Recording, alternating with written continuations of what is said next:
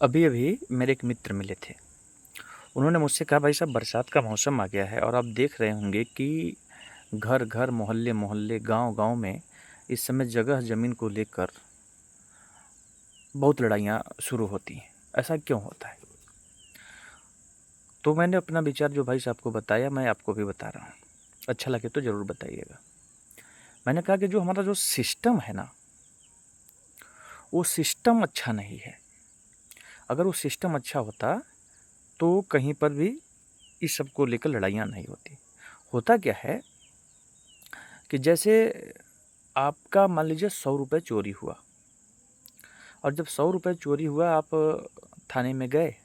थानेदार के साहब, जो थानेदार साहब हैं, उनसे आपने कहा कि सर, मेरा 100 रुपये चोरी हुआ है और फला व्यक्ति ने किया है।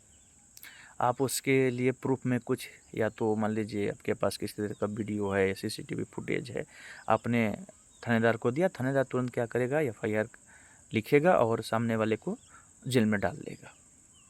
अब आप खेत को मैटर को लेकर जाइए, खेत के मैटर को, कि भाई साहब, सर, मेरा 5 एकड़ का ज़मीन था, जिसमें 4 एकड़ ज़मीन पर किसी गांव का जो मान लीजिए बड़ा व्यक्ति है, उसने कब्जा कर लिया है। मालूम थानेदार क्या बोलेगा कि मामला हमारा नहीं है, ये सिविल मैटर है। 100 रुपये चोरी हुआ, थानेदार तुरंत क्या करता है, उसको बंद करता है। क्या मान के? क्रिमिनल मैटर, क्राइम मैटर, है ना, क्राइम मैटर मान के उसको क्या करता है कि जेल में डाल देता है। किंतु आपके 5 एकड़ ज़मीन में से 4 एकड़ ज़मीन पर किसी दबंग ने, गांव के किसी पावरफुल व्यक्ति ने कब्जा कर लिया है। क्या करेगा वो? तुरंत ये कहेगा कि ये सिविल मैटर है, आप जाइए, कोर्ट में जाइए। अच्छा, वहाँ भी प्रोसेस क्या है कि आप सबसे पहले जाएंगे तहसीलदार के पास। तहसीलदार के से जो उसका लेयर है सुनने का, तहसीलदार के पास आप जाएंगे SDM के पास, SDM के पास से ADM के पास, ADM के पास से DM, इसके बाद कमिश्नर, इसके बाद हाई कोर्ट, इसके बाद सुप्रीम कोर्ट।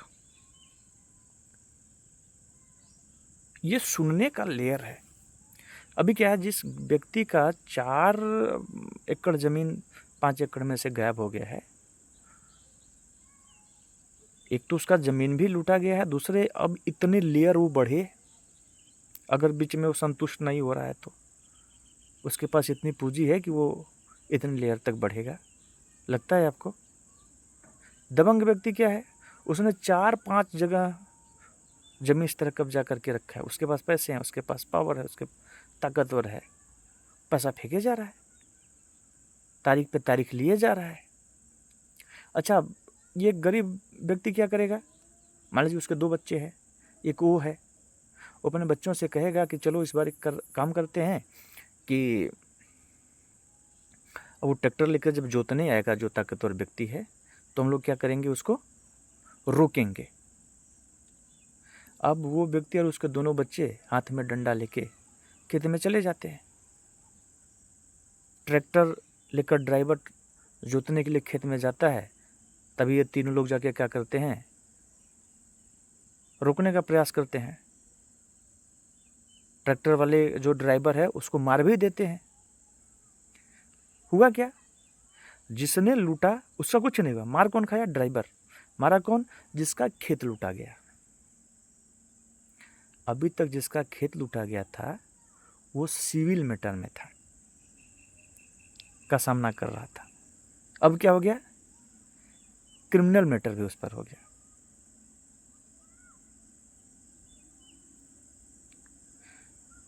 अब वो क्या करेगा,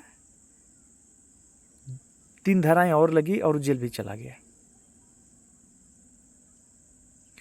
जो 3 लोग थे जिसका खेत लूटा गया है, वो लोग जेल चले गए।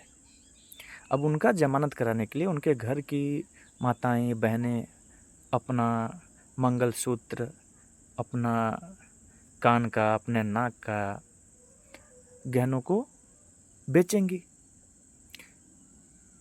फिर अपने पति, अपने भाई, जो भी रहेगा, अपने पिता का जमानत कराएंगे। मुकदमा चलता रहेगा। मालूम है इसे क्या होता है? प्रत्येक वर्ष एक आंकड़े के अनुसार 15 लाख लोगों का इस खेत के लड़ाई में हाथ पैर टूटता है। 15 लाख 16 लाख लोगों का। और ये जो परेशानी झेलने की मैं अभी बात बताया ना, इसमें कम से कम 2 लाख लोगों की मौत होती है संपूर्ण भारतवर्ष में। ये जो सिस्टम है ना, इससे क्राइम बढ़ता है। जो तुरंत सुनवाई होने के बाद अगर 4 एकड़ जमीन उनकी वापस हो जाती तो कुछ नहीं होता। अभी उसके वजह से उस व्यक्ति का अभी ज़मीन मिला नहीं है, वो उसके लिए मुकदमा लड़ ही रहा है। उस हार मानकर उसने ड्राइवर को मार दिया, एक केस उसका बन गया। उसके घर के माताओं बहनों के गहने बिक गए। क्राइम नहीं बढ़ रहा है? अगर ऐसा है तो इसमें सुधार होनी चाहिए। आप लोग क्या कह रहे हैं? इस बात से सहमत हैं क्या?